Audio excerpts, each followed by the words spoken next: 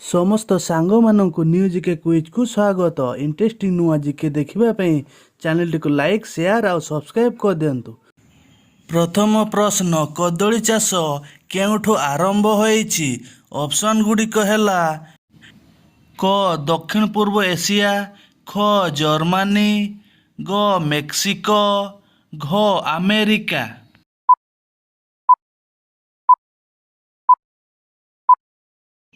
ଏହାର ସଠିକ୍ ଉତ୍ତର ହେଉଛି କ ଦକ୍ଷିଣ ପୂର୍ବ ଏସିଆ। ପରବର୍ତ୍ତୀ ପ୍ରଶ୍ନ, ଇଂରେଜମାନେ ଖାଦ୍ୟକୁ ଅଧିକ ଦିନ ଷ୍ଟୋର କରିବାକୁ ଭାରତରୁ ବହୁ ପରିମାଣର କ'ଣ ବୋହି ନେଉଥିଲେ?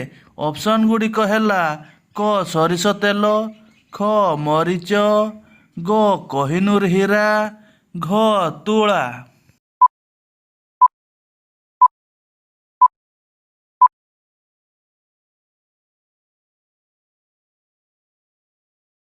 ପରବର୍ତ୍ତୀ ପ୍ରଶ୍ନ, ଲିଟି ଚୋଖା କେଉଁ ରାଜ୍ୟର ଏକ ପ୍ରସିଦ୍ଧ ଖାଦ୍ୟ ଅଟେ? ଅପସନ୍ ଗୁଡ଼ିକ ହେଲା କ ରାଜସ୍ଥାନ, ଖ ମଣିପୁର, ଗ ଓଡ଼ିଶା, ଘ ବିହାର।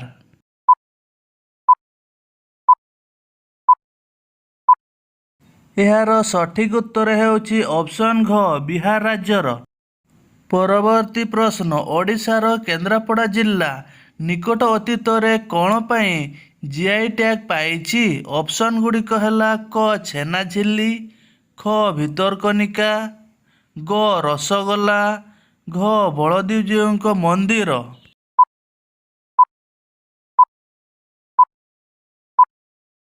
ଏହାର ସଠିକ୍ ଉତ୍ତର ହେଉଛି ଅପସନ୍ କ ଛେନାଝିଲ୍ଲି।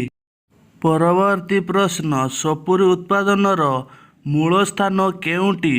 ଅପସନ୍ ଗୁଡ଼ିକ ହେଲା କ ନେପାଳ, ଖ ବ୍ରାଜିଲ, ଗ ଆର୍ଜେଣ୍ଟିନା, ଘ ସାଉଥ କୋରିଆ।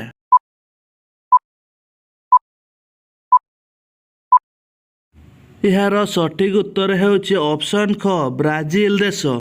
ପରବର୍ତ୍ତୀ ପ୍ରଶ୍ନ, କଫିର ଆରମ୍ଭ କେଉଁ ଦେଶରୁ ହୋଇଅଛି? ଅପସନ୍ ଗୁଡ଼ିକ ହେଲା କ ଭାରତ, ଖ ରୁଷିଆ, ଗ ଇଥିଓପିଆ, ଗ ଇଟାଲୀ।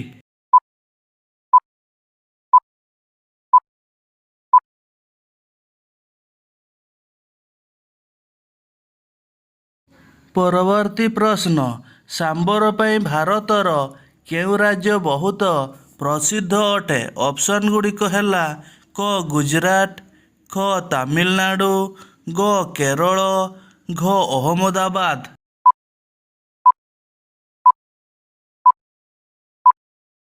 ଏହାର ସଠିକ୍ ଉତ୍ତର ହେଉଛି ଅପସନ୍ ଖ ତାମିଲନାଡୁ। ପରବର୍ତ୍ତୀ ପ୍ରଶ୍ନ, ଷ୍ଟ୍ରବେରୀ ଖାଇଲେ ଆମକୁ ସବୁଠୁ ଅଧିକ କେଉଁ ଭିଟାମିନ୍ ମିଳିଥାଏ? ଅପସନ୍ ଗୁଡ଼ିକ ହେଲା କ ଭିଟାମିନ୍ ସି, ଖ ଭିଟାମିନ୍ କେ, ଗ ଭିଟାମିନ୍ ବି, ଘ ଭିଟାମିନ୍ ଏ।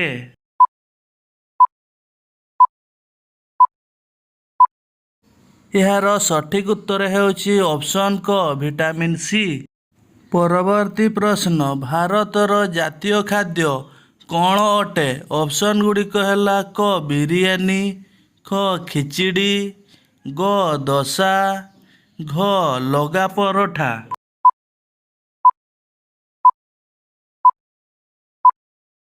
ଏହାର ସଠିକ୍ ଉତ୍ତର ହେଉଛି ଅପସନ୍ ଖ ଖିଚିଡ଼ି। ପରବର୍ତ୍ତୀ ପ୍ରଶ୍ନ, ଚାଉଳର ମୂଳ ସ୍ଥାନ କେଉଁଠି ଅଟେ? ଅପସନ୍ ଗୁଡ଼ିକ ହେଲା କ ଜାପାନ, ଖ ହଲାଣ୍ଡ, ଗ କାନାଡ଼ା, ଘ ଚାଇନା।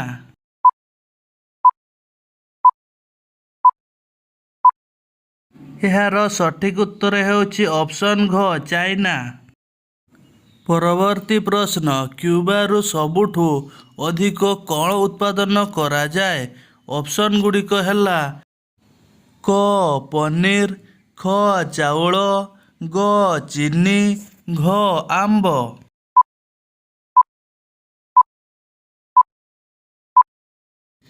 ଏହାର ସଠିକ୍ ଉତ୍ତର ହେଉଛି ଅପସନ୍ ଗ ଚିନି। ଅନ୍ତିମ ପ୍ରଶ୍ନ, ଭେସଲିନ୍ କମ୍ପାନୀ କେଉଁ ଦେଶର ଅଟେ? ଅପସନ୍ ଗୁଡ଼ିକ ହେଲା କ ଭାରତ, ଖ ଜାପାନ, ଗ ରୁଷିଆ, ଘ ଆମେରିକା।